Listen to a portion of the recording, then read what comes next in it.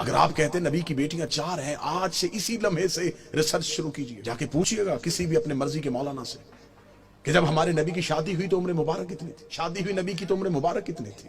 25 سال۔ اب آپ اپنے علماء سے پوچھئے گا نبی نے اعلان نبوت کب کیا تھا؟ وہ کہیں گے 40 سال کی عمر۔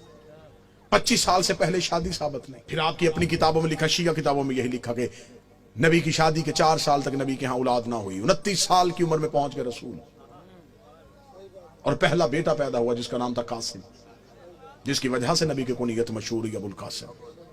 ٹھیک ہے، 25 سال سے پہلے شادی نہیں، 29 سال سے پہلے اولاد ثابت نہیں۔ پھر سنی عقیدے کے مطابق نبی نے 40 سال کی عمر میں اعلان نبوت کیا، شیعہ عقیدے کے مطابق 40 سال کے بعد اظہار کیا، نبی پہلے دن سے نبی تھے۔ چلے ٹھیک ہے، سنی بھائیوں کا عقیدہ 40 سال کے بعد اعلان نبوت کیا۔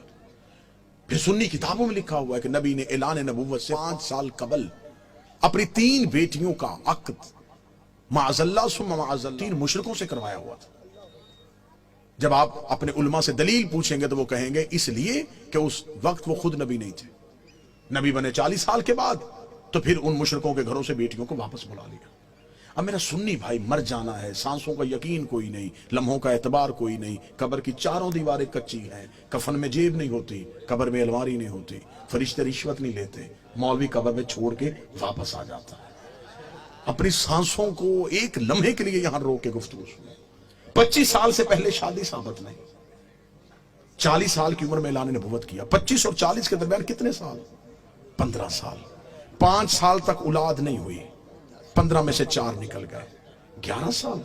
5 سال تک آپ کی کتابوں میں لکھا ہے 5 سال پہلے نبی نے شادیاں کر لی تھی، تو پھر 11 میں سے اور 5 نکال دو، 6 سال۔ کس مذہب میں ہے کہ 6 سال میں 3 بیٹیاں پیدا بھی ہو گئیں، جوان بھی ہو گئیں اور شادیاں بھی ہو گئیں؟ عمریں پوری کر کے دکھاؤ، عمریں پوری کرو، ہم ماننے کے لیے تھے، ہم ضد والے لوگ نہیں۔ یہ کیسے ہو سکتا ہے کہ کوئی نبی کی اولاد ہو اور ہم انکار کریں؟ اگر ہم نبی کی ایک بیٹی مانتے ہیں تو ہم باقی 3 کو کیوں نہیں مانتے؟